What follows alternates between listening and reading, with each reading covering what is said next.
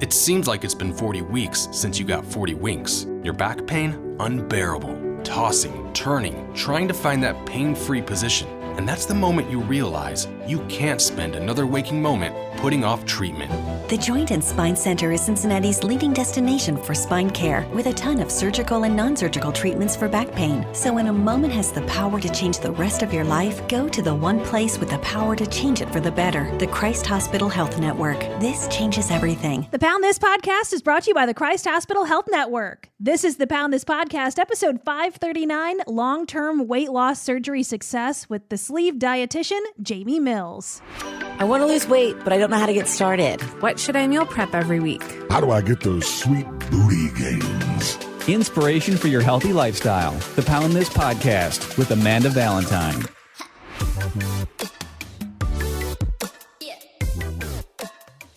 Thank you so much for listening to the Pound This Podcast. I'm Amanda Valentine. My guest today is Jamie Mills, the Sleeved Dietitian. I mean, did you know that when you gave yourself that name on, I'm assuming Instagram, that's how you would be known now, as just the Sleeved Dietitian? You know, when I came up, it's a funny story with that name. At first, I got some messages from people with the Sleeved Dietitian, and they're like, "Do you have tattoos? Like a sleeve, like a tattoo sleeve?" I was like, "No, like gastric sleeve, weight loss surgery." But no, I kind of just made that name one day, and it just kind of stuck. So, I mean, kind of backtracking from that name, obviously you are a dietitian and you have gastric sleeve. So where did this all start for you? Like, I know that, you know, I've read your bio, I follow you on Instagram, but like how is your weight loss journey, or just your journey with your own health and your own body? Like, where does it begin and how has it gone from there to where you are now? Oh, so this journey has been many, many years in the making. So I'm not sure how far back you want me to start, but basically I grew up with childhood obesity. I was overweight my whole life. I was over 200 pounds by the time I was 9. And other members of my family struggled with their weight, but I always seemed to struggle so much more, even though my mom cooked healthy meals and we ate as a family and we were fairly active as kids. And it wasn't until I was in my teens that I got diagnosed with PCOS, polycystic ovarian syndrome. And we were able to start putting some of the pieces together. So with PCOS, one of the biggest symptoms is, obesity and inability to lose weight. And it's not that it's impossible to lose weight with PCOS, but your hormones are just constantly fighting you and working against you. So, here I was in high school. Highest weight I ever saw on the scale was about 270, but I'm pretty sure I was closer to 300 at one point. And I had it in my mind, well, I can't lose weight. Like, why even try? And eventually, when I was in college, my first couple of years, I was actually going to school, not to be a dietitian at the time, but to be, I wanted to be a high school English teacher. So I was majoring in English with a minor in art, which is totally different than nutrition. But I finally said, you know what, even if I never lose a pound, I can't keep gaining. Like, this is getting, I was scared, honestly. I was scared I was not going to be able to walk or not be, I can remember walking across my college campus and getting to class and being so embarrassed that I was so out of breath. So I was about 21 for the first time. I started really putting some effort into my diet and into working out. And I had, quote, naturally, I use that term lightly, but I had naturally lost some weight before weight loss surgery. I lost about, 70 pounds or so. And it really inspired me to go back to school to be a dietitian, because I found I was skipping class so I can go to the gym and so I can work on my own health. I'm like, I should just study this. So I ended up transferring schools. I was in my junior year of college and I transferred and started all over. I decided I wanted to go to school to be a registered dietitian to help other women. Specifically, I had actually gone to school to help women with PCOS, but I wanted to help other women learn to lose weight and be healthy and feel good about themselves. So I was in the middle of going to school to be a dietitian. And even though I had already kind of gone on my journey, I had already lost a lot of weight. I was starting to figure out the whole health and wellness field. I was gaining weight back and I was so embarrassed by it. I was like, how am I almost a dietitian at this point? All these years into my schooling, I know so much, but here I am back at my highest weight. And it was at that point that I realized I needed more help. I needed an extra tool and the reason I was gaining weight back was not even necessarily because I was eating poorly. my body was still fighting me tooth and nail with the hormone imbalances. And in order to maintain the weight I had lost, I had to eat like an absurdly small amount in order to keep that weight off. And it just wasn't working anymore. So I was actually in my last year of my schooling. So to be a registered dietitian, you have to go through what's called the dietetic internship, which is basically the term internship, they really should change. So it's not an internship. It's basically a residency or a year of your clinical rotations. So it's the most intense year where you're doing all your on-site practice. And it was that year that I finally decided to have weight loss surgery. So on my winter break from that last really intense year of school, I went and had a gastric sleeve. So it was 6 months after that, I was officially done with school. I was 6 months into my weight loss surgery journey and passed my exam, and I became a dietitian. That's awesome.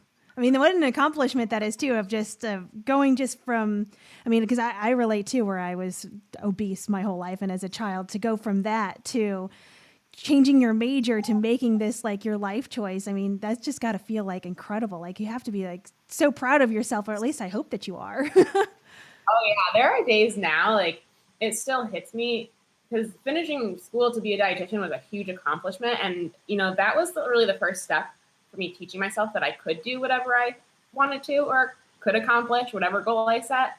Because it was really scary going from majoring in, you know, English with a minor in art to a totally science-based field. I had never taken like a real science class other than like bio for liberal arts majors or something. Yeah. So here I am in these heavy duty, you know, metabolism, advanced biochemistry classes. And, you know, I went from never taking a science class to being the campus anatomy and physiology tutor. So I was helping other people. So I really, you know, fell in love with this field and the science behind it. And I really just wanted to help other people understand nutrition and get healthy too, because especially having lost all the weight and then gaining it back before I had my surgery, like it was like I finally got a glimpse of that life of feeling confident and feeling good about myself. And when that was taken away again, that just like broke my heart, because I had never in my life felt that kind of physical freedom before. So to have worked so hard, especially in school, to then still have gained the weight back was almost traumatizing. Like it was scary. And I had a lot of doubts going into weight loss surgery. I'm like, is this going to work? Is this going to stop working at some point? Am I even going to lose weight because of my PCOS? And I really wanted to help the PCOS population, which I did in some ways. I did research my last year of school, which got accepted to FNCE. So for those that don't know, FNCE is the Food Nutrition Conference Expo of America. It's like the overarching academy expo for dietitians that happens once a year. And I did research in PCOS my last year of school, and I got to go present it at this conference, and it was amazing.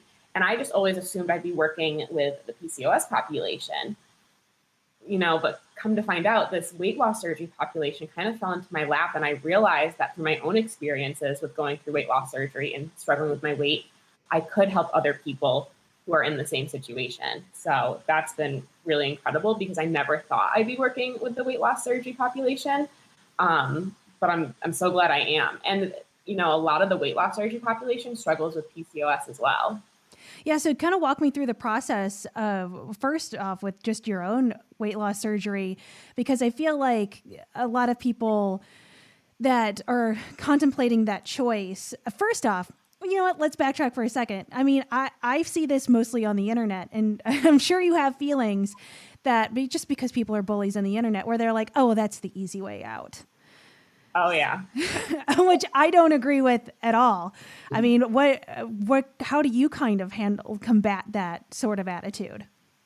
So for a while, I didn't tell anyone about my weight loss surgery because I was so scared of being judged and shamed around it, because people think it's the easy way out. And there's this stigma around weight loss surgery that, one, you have to be like 600 pounds to have it, or you have to, like, there's all these really negative stigmas of, you know, you're gross and lazy, and people have this image of someone who's 500-600 pounds who can't leave their house and just eats all day. Mm-hmm. And that's not true. You can struggle with your weight and give it 110% your effort each and every day. And sometimes your body is just fighting you.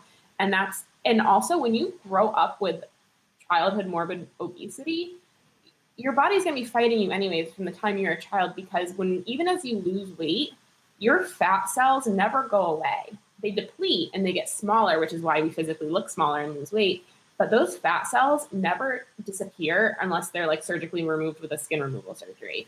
And what happens is when your body still has all these fat cells that it acquired over the course of your life from the time that you're a kid, they're still metabolically active. And what that means is those fat cells, although smaller and depleted, still require energy, which means even if you're someone who's lost, like I did, I lost like 70 pounds before I had weight loss surgery, my body still required more energy. So while I was trying to eat in this caloric deficit to lose weight, like I said before, like a really small amount to maintain that weight loss, I was starving all the time because my body still required much more energy than the average person who would have been around the same weight as me, because my body still carried more fat cells that still required food and energy. And it was like being tormented, just being so hungry all the time.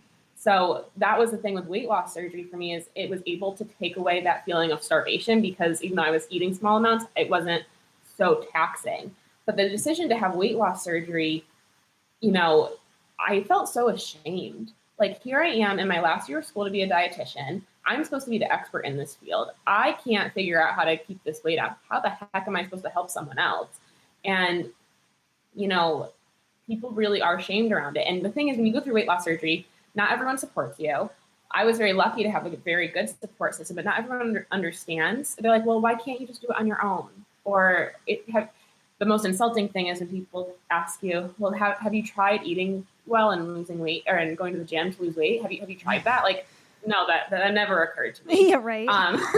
But people say it's easy. It was the hardest thing I've ever done in my life. And it was even harder than, changing schools and changing career paths. Like, on the level of difficulty, weight loss surgery was still the hardest thing I've ever done, because, like I said, there's like this guilt and this shame around choosing to physically remove part of your body, to physically say, here, take my stomach, to sacrifice that, and to not know what you don't know what your life is going to look like after. So, there is this almost, quote, like honeymoon stage the first year out from surgery, because you eat such small amounts that first year. So the weight does kind of fall off, and it does come off fairly quickly, but that doesn't mean it's easy. You still have to choose the good foods. You still have to change your habits, because if you don't, not only will your weight loss not be what you want it to be, you're going to gain the weight back later. And that's where, that first year really tests you. Are you putting in the work? Are you choosing high protein foods? Are you staying away from really sugary items? Like, yeah, you can't eat a lot, but guess what? You can still go drink soda or milkshakes. Guess what? If we're drinking soda and milkshakes all day, even though we're not eating a lot of food, you're still not losing weight. You still have to make the changes and put the effort in. And the reason weight loss surgery, in my opinion, is so much harder than losing weight, without it, and I feel like I can speak from experience because I've lost weight both ways, is when you're on a diet or when you're doing things before weight loss surgery to lose weight, you can take a break. You can have a cheat meal. You can have a day off. You can enjoy a holiday in the same way. When you have weight loss surgery, it's permanent. There's no days off. You can't just say, I don't want to be this full today. I want to go enjoy this meal with my family. You can't do it, because guess what? You're going to be really sick. So, approaching social situations, going to picnics. I had my weight loss surgery 4 days before Christmas. So I was on a liquid diet it was 2017. I was on a pre-op liquid diet to the post-op liquid diet from December 4th until January 5th. So I went the entire holiday month. I went Christmas Eve, New Year's Eve, and then even on my birthday, I was only on pureed foods. My birthday is January 10th. So I went through major holidays doing nothing but drinking protein shakes. And if anyone thinks that's easy, they're wrong. Even after I had surgery and was on protein shakes for 3 weeks afterwards, that was really, how hard it was to sit down to Christmas dinner while everyone had filet and mashed potatoes and cookies and all these things, and I had my chicken broth. Like, that in itself can be devastating, because food is so much more than just eating. It's social. It's your culture. It's how we celebrate. So to really remove yourself from those situations and figure out how to be present in ways that don't involve food was very difficult. So there's all these other factors with weight loss surgery I don't think everyone realizes or takes into consideration. And that's why it's not easy. It's really hard, because you don't get a day off. This is your new life. So now that, you work with people that are, I'm assuming people that are contemplating weight loss surgery after they've had weight loss surgery, how do you work with them with that whole process? So the people I work with, I specifically work with, let me backtrack. So I do see clients in all stages of their weight loss surgery journey, but I do more than just tell them what to eat. That's actually not what I do at all. That's what they go to their surgeon for.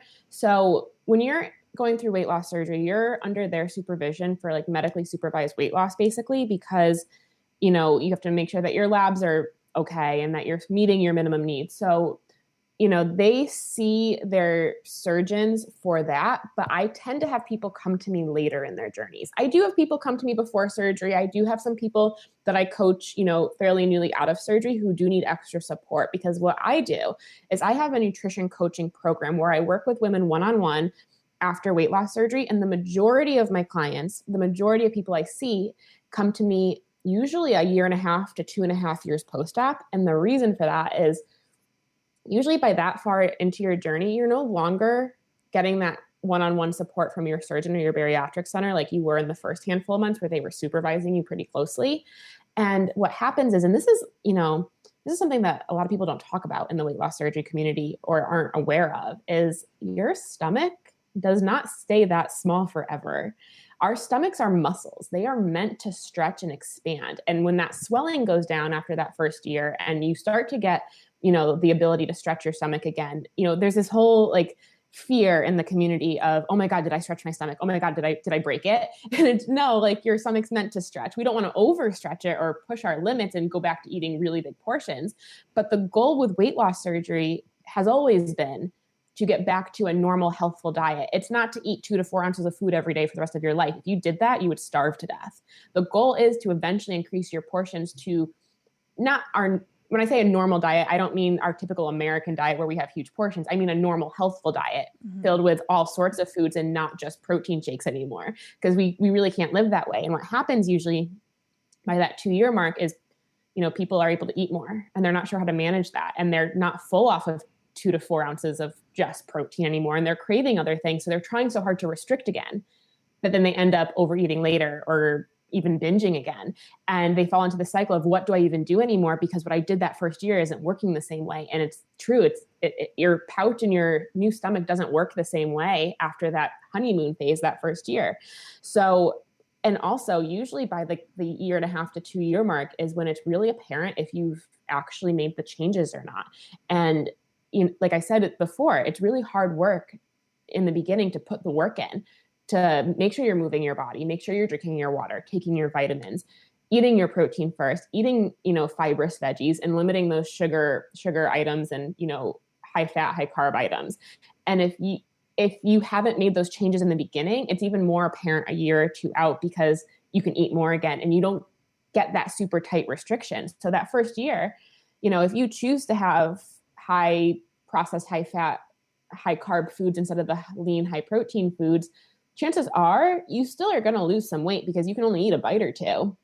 But if you're eating a bite or two of fried chicken and you're okay, what happens a year later when you can eat an entire bag of fried chicken? You know what I mean? Mm-hmm. So by that 1.5, 2 year mark is when people start to notice, oh shoot, I didn't really make the changes and now I don't know what to do and I don't know where to start. It's like I'm beginning again. And those are typically the clients that I see, the ones that I help relearn their tools. And I help coach them through the process. So my nutrition coaching program is unique in the sense that we do talk about nutrition. We talk about nutrition education. I help, these women build healthful bariatric plates that fit into their lifestyle. Because that's the key there, is everyone's lifestyle and routine is different. So when you're trying to take a generic bariatric style meal plan and apply it to your own life and it doesn't work, that's because there needs to be some flexibility there too. So we work on all of those things. And ultimately, though, it's also a coaching program. So it's not just nutrition. We work very heavily on mindset and cognitive behavior changes and what motivates you. I use a technique called motivational interviewing, which helps people, dig deeper to find what their driving force is so that they can come up with their goals and we can refine them together. And ultimately, my program is not just about weight loss, and it's not just about hitting a goal weight. It's about making the changes that are necessary to be consistent each and every day and what's going to work for your life each and every day, so that you don't only, well, first and foremost, we want to stop that weight gain trend if we're already on it. And at the very least, not just maintain the weight we've already lost, but maintain it long term. It doesn't do us any good if we can maintain our weight loss for a month or two. How does your life look 3 years from now, 4 years from now, 5 years from now? So that's what we focus on, is truly making the changes to get you to that point where you're not living on a diet. This is your lifestyle. So what lifestyle is going to work for you? Yeah, that just seems so incredibly important, because it feels like there's almost like a crossroads that you come to after you're a year out of surgery of like, do you go back to bad habits, or do you stay the path of this healthier life? And if you don't reach out for help, like with someone like you, then it feels like you'd automatically just kind of veer over into that other path. And then you went through this really, really hard thing, spending money, going through the entire pain of the process to just float back. And to me, that seems like that would be more mentally damaging than anything, to go through that really hard process to lose the weight. And even like, you talked about like losing 70 pounds before you had weight loss surgery and gaining that back and how detrimental that is. But to gain it back after the hard surgery just seems like it would just be absolutely soul crushing. And that seems like just the perfect opportunity to just ask for help if you can't figure it out. Absolutely. And the thing is, I think, we have to kind of get over ourselves. We have to get over our own pride and realize that we need help. This journey is hard. Obesity is a disease. And whether even if you lose the weight and you're not, quote, like obese anymore on the BMI chart, if you've ever suffered from obesity, you're always going to suffer from it, because you're always going to have to work towards not gaining the weight back. It's just like I talked about before, your body's more metabolically active. Like, you're already prone to weight gain if you've struggled with it before. So to think that you can jump into this and do it entirely on your own, you might have to realize that you need more help. Some of the most successful people I know have multiple people in their corner. You have your bariatric surgeon, you might have your bariatric dietitian, you have probably a PCP. Some people get personal trainers. Some people invest in coaches and people like myself, registered dietitians who are helping in the coaching aspect of things. I myself also see a therapist, because it's very mentally taxing. We need lots of members in our corner and support in order to continue to get through this, because this is the thing. Weight loss surgery is a tool. It's not a solution. So when you have weight loss surgery and you have the ability to eat smaller portions for a while and not feel deprived, that is a tool that you want to utilize to the fullest advantage. And if you're not taking care of yourself in other ways and using all the other tools that you need to be successful, you can't just rely on this one tool. You can't just rely on one thing. And that's true to even people who don't have weight loss surgery. You can't just rely on going to the gym. You have to eat well too, and figure out how to get enough sleep every night. And there's all these things that go into a healthy life. And it's more than just what you're putting into your body. You need to take care of yourself in all aspects. So to just solely rely on that tight restriction is not going to take you as far in this journey as you need to go. Because like I said, after that first year, you're able to eat more again. And it's normal and natural to eat more again. But if you don't have all these other systems in place too, and you're only relying on the way you felt after surgery for the first few months, where you ate a bite and you're like stuffed and you're not getting that anymore, what other tools did you set up for yourself? And that's what happens, is a lot of people realize by that year or two that I was really just relying on this tool. Now I need some other tools. Yeah. And I think what you said is just so important too, of just focusing on mental health. There's so many things that stem into the reasons why you have some issues with food. Just including myself here, because I have a therapist now too, because I've had binge eating disorder and everything. And I think that especially now with things like being in a global pandemic and so many things are spun out of control, where you kind of fall back into those habits of like, food is comforting, food is numbing out, food has always been my solution. And you don't know what else to grasp at in a world that's chaos. And if you kind of don't understand how you use food, or how, in the different ways that you use it, other than just 3 ounces of chicken and then that's you don't understand the broader scope of it, then that's where you definitely need help. And that's where I need help right now too. Even though I've been on my weight loss journey, of over 8.5 years, it's like, I couldn't have planned for a global pandemic and how Nope. that just brings back this, it'd be good if you ate a pint of ice cream right now. And it's like, oh my God, I need to talk through this. And I think that's, like you said, it's just such a stigma for so many people of like, that's okay to talk about. It's you not have so much shame behind weight loss surgery, or just shame behind binge eating or food, or like, there's just so much a wall that we hide behind. And it's like the solutions aren't hiding behind the wall by yourself. And I've learned so much of that on my own. And if you think about, tell me if I'm wrong, of just thinking of getting weight loss surgery as an investment in yourself, as an investment in health, but that it doesn't end there with just, there's that one investment. Oh, you're done until you die.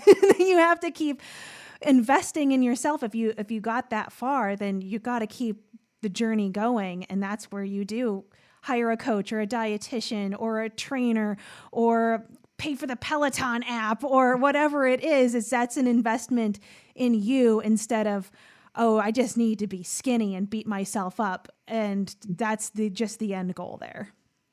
Oh my God. Yeah. And you just like hit the nail on the head. And that's the thing, when we have weight loss surgery, you're investing a lot, whether your insurance paid for it or not. You have to pay for copays, you have to pay for certain things.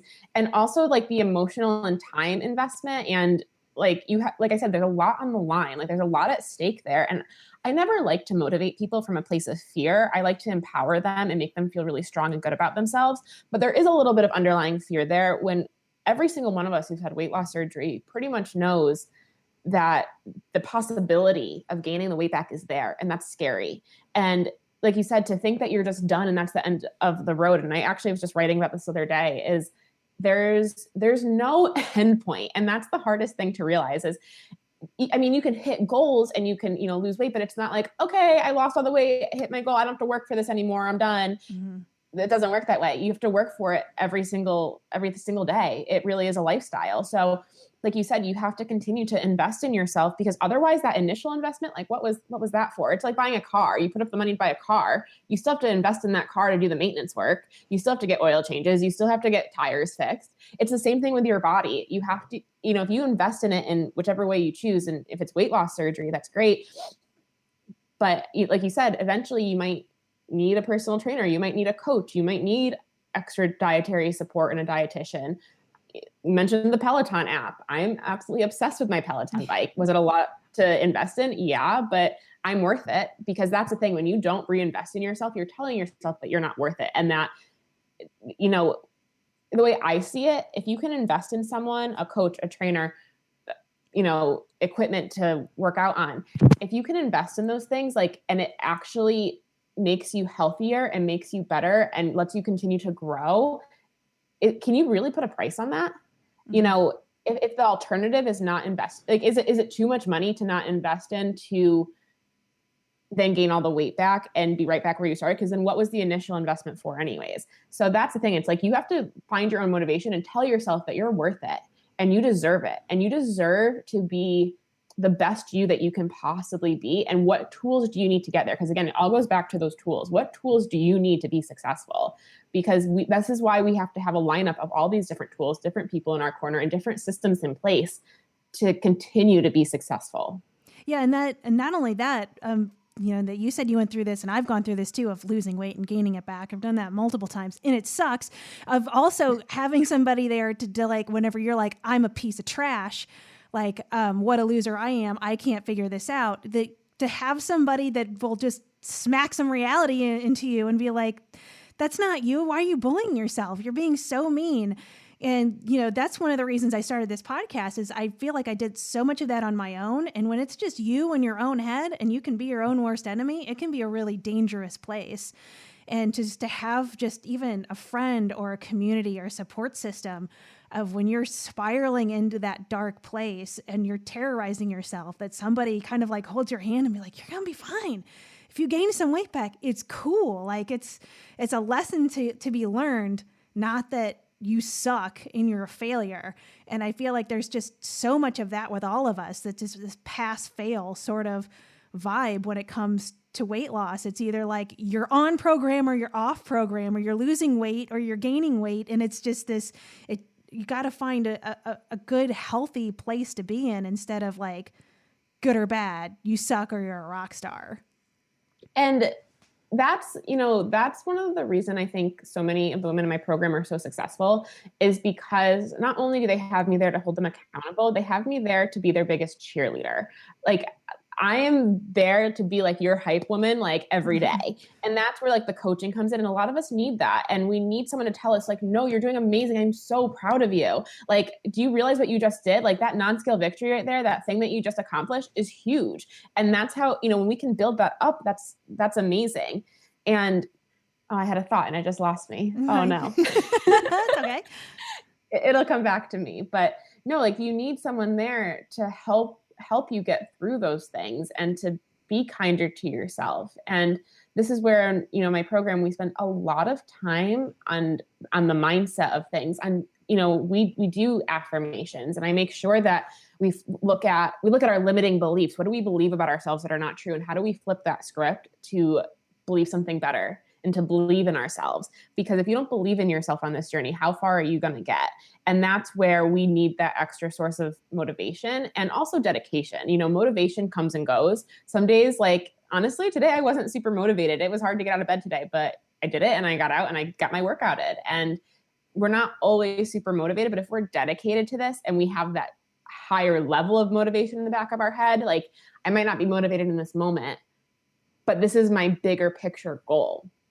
And my thought that flew away came back to me. One of the things that you had mentioned about like the gaining the weight back, this is something else I spend a lot of time with my clients on when they're beating themselves up. Like, some of them come to me and they're like, oh my God, Jamie, I gained 10 pounds back. Like, I'm such a failure. I failed surgery. Surgery failed me. Like, I'm a loser, or like whatever they're thinking. And when you've had weight loss surgery, when you've had extreme weight loss of any kind, maintaining that incredibly low weight, it's not impossible, but almost every person who goes through weight loss surgery has a little bit of what I call rebound weight. So when you hit your absolute lowest weight, typically it's within that first year when you're still eating that, 2 to 4 ounces at a time. And that's such a small amount that when you hit your lowest weight while you're eating that small amount, once you can eat a little bit more, you're going to gain a little bit back, because typically that incredibly low weight that you hit is probably not realistic for your body to maintain. Because just like I said before, you are still more metabolically active and your body still requires more energy. So as you can eat a little bit more, it is totally normal to not stay at your lowest weight. And we talk about that. And we talk about acceptance and accepting the fact that sometimes our bodies need time. So just because, let's say, you lost 100 pounds and you gained 10 of it back and you really want to get down 20 more pounds to surpass that. It's not impossible, but it might not be realistic for your body right now. And like I said before, there's no end road to this. So give your body time. Like, where are you going? You have all the time in the world to work on yourself. Let yourself learn how to maintain your weight for a while. Get these habits under your belt to sustain most of what you've already lost. And then once your body has acclimated to that and this is a new normal for you, and maybe that takes 6 months, maybe that takes a year, maybe that takes 2 years of maintaining your weight, maintaining most of that weight loss before your body is ready to gear up again and really lose weight. And, we have to give ourselves grace and respect our bodies and realize that we cannot just lose weight forever either. That's not healthy and it's not sustainable. So it's okay if you're not at your very lowest weight, as long as we're not on that continual upward trend. If you've gained a little bit back and you're maintaining there, that's probably what your body needs right now. And it's okay to listen to that and give your body what it's asking. Well, on a totally different topic, other than weight loss surgery, with PCOS, how do you work with people with that? So, the thing with PCOS that not everyone understands is that it's a syndrome, not a disease. And the reason it's a syndrome and not a disease is because the symptoms are different for everyone. So the defining criteria, to make that diagnosis is usually the same, but the symptoms vary very widely and everyone's body reacts to things a little bit differently. There's a lot of misconceptions in the weight loss, or I'm sorry, not weight loss surgery, the PCOS community. with like natural remedies to cure it, or lots of supplements, or no carbs, you got to do keto, you have to do dairy free. There's all these different things, but the truth is there aren't any concrete dietary guidelines for PCOS. That's what I did my research in to start to get that ball rolling, to find out what would be needed to get dietary guidelines in place. So what I mean by that is, if you have diabetes and you go to a dietitian at a hospital, they're going to recommend a consistent carbohydrate diet because that's what we prescribe as dietitians for people with diabetes. If you have heart failure, most people would tell you to do a low sodium diet for your heart failure. Like there's these things and this evidence to support the diets that we recommend for certain disease states, not with PCOS. And the reason for that is it affects everyone differently. So with PCOS, it's a lot of trial and error, and it's very frustrating. And typically, not all the time, but typically people with PCOS have some insulin resistance there, which means they're more sensitive to the carbohydrates. But that doesn't necessarily mean they need no carbohydrates or need keto, because some people don't react well to the high fat. So it's managing these different things and what you tolerate. So a lot of the times, especially if I am working with someone with PCOS who hasn't had weight loss surgery, because I do see people who haven't had weight loss surgery also who, want help with weight loss, I'll usually start off in the same way I would start a bariatric diet. When you're on a bariatric diet, you start with just protein foods. You're very restricted.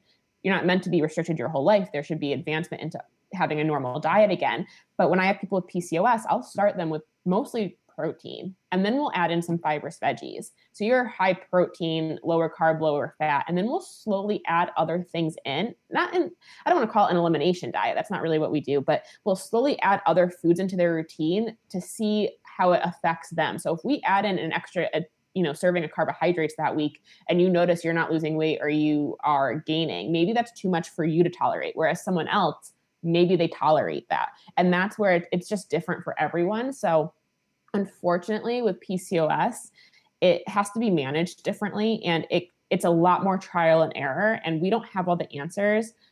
But I do know from my own experience too, that just telling yourself, I have PCOS, so why bother, doesn't get you anywhere. And it took me many years to learn that, and to say, no, just because, you don't lose weight as quickly as other people and your body does fight you and you do have these hormone imbalances, does not mean that you shouldn't try.